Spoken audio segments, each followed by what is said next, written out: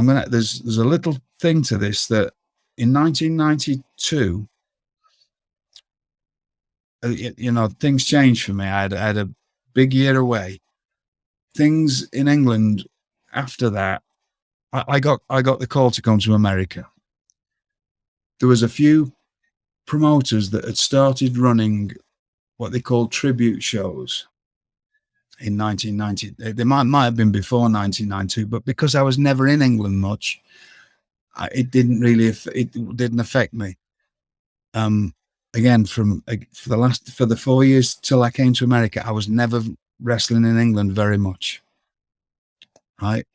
There was a few people doing these things called tribute shows, which were basically having other wrestlers play WWE characters on shows. Wow. And I'd made a pledge that I would never, ever do one of these shows. And I never did, because I thought, I knew that I didn't know that I'd ever come to America, but I knew that I had Germany. I knew that I'd finally get into Japan. I knew that I could do, and I had other things that I could do in Blackpool with other people, not in the wrestling world. We talked about, I think, that, I got offered the chance to open my own wrestling company. But that really, I never even gave that too much thought, because to be honest, I didn't want the stress of having to do that and dealing. I wanted to set something up that was good. The thought of it was great, of setting something up where the wrestlers got treated fairly, got paid a weekly wage, and didn't have to, things that I'd seen that I didn't like about the way promoters had treated wrestlers. But that's something else. There was other things that I could have been involved in with I have friends that in nightclub world and whatever. I could have made, I could have made enough money as a wrestler traveling, which I was anyway, making enough money traveling around to different countries. And if I needed any other work, I could have worked in doing other things. I was never going to do one of these tribute shows, because that wasn't what once I got to that point, wasn't it? I was around the people that had taught me to be a professional wrestler and a pro, and to act like one, and to dress like one, and to be one. And I wasn't going to do that. And then no knock on any of the, because I know there's plenty of my friends that ended up doing that because there was no other work for them and they had to do that. But I was not going to do that. I was absolutely refused, point blank, but it never even came to that, because I never had to have a yes or no. But I knew I would rather work. I'd have took a night's work in a nightclub and worked on as a doorman on a nightclub than do a tribute show, because I found that whole thing. And some of my friends made some good money out of that, and good for them. But it wasn't what I decided on. And as far as these tribute shows, right? My understanding is that it's like it's kind of like the luchadors, when the luchadors dress up like Kane or Undertaker. Yes, and yes, that's what was going on, and it wasn't something you wanted to do. Maybe no, it's not. I wouldn't have done it to be seen. Like no. You don't want to be seen doing that. That especially as a young wrestler, that might get you tagged a certain way. Well, it was what it was. It just wasn't what I was. No, it wasn't for you. I wanted to be like Pete Roberts and Terry Rudge, and I wanted to be a international heavyweight, and that wasn't what I was going to do. And that's not the pathway to get there. It just wasn't what I was going to do. Okay. I was already traveling the world. Right. I was already part of that group of people that could do that and had a skill set to do that. And I was not going to do any of that stuff.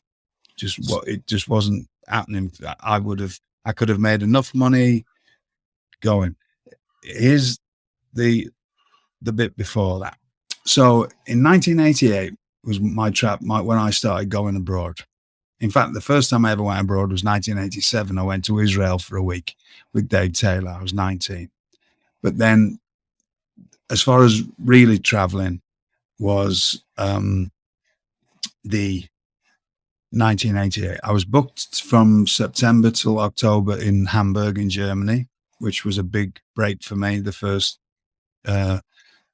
deal, first time that I was going to Germany, and in that summer, I was going to take the summer off, and well, not take it off, just work loads of shows in Blackpool because, like I said, I was told by Pete and Terry and Dave, once this Germany thing kicks in for you, that's it.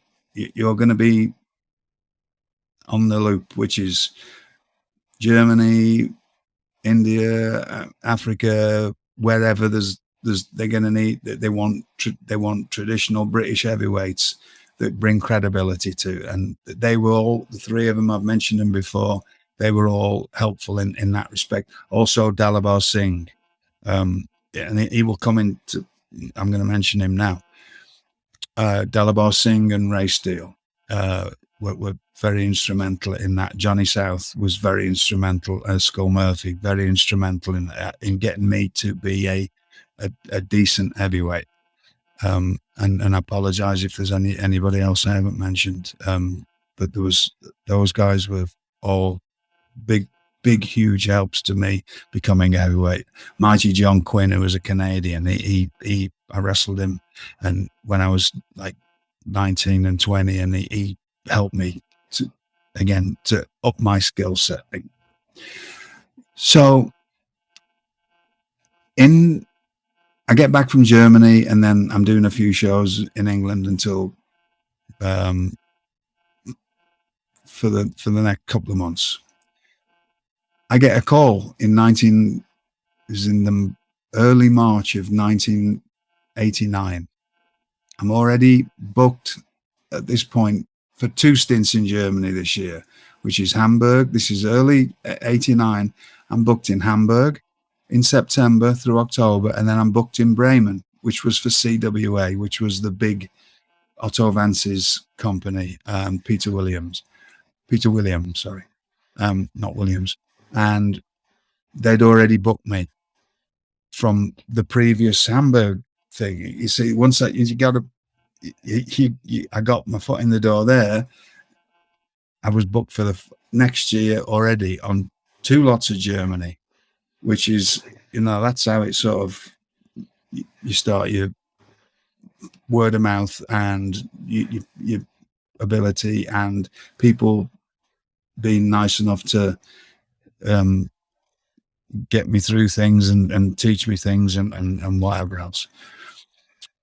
So I get a call out the blue it was either late February of 89 or beginning of March from Tiger Dalibor Singh. I'd wrestled him quite a bit in the last year or so, whenever I'd wrestled especially for a company called Rail Wisco and Green, which were part of Joint Promotions and was ran by a lovely lady called Anne Rail Wisco, who happened to end up marrying Sheikh Adnan El Casey, and then he just buggered off and left her. He came over to England to wrestle for a little while, and then he married Anne, and then disappeared on her. Well, that's one way to do it. Yeah, but she was a lovely lady. And he calls me, and he's in South Africa, and he said, "Darren, what are you doing?" I said, "Well, I'm booked up in the end of the, Germany and whatever and that." And he said, "Can you be on a plane to South Africa tomorrow with a great friend of mine, Jason Singh, Kashmir Singh,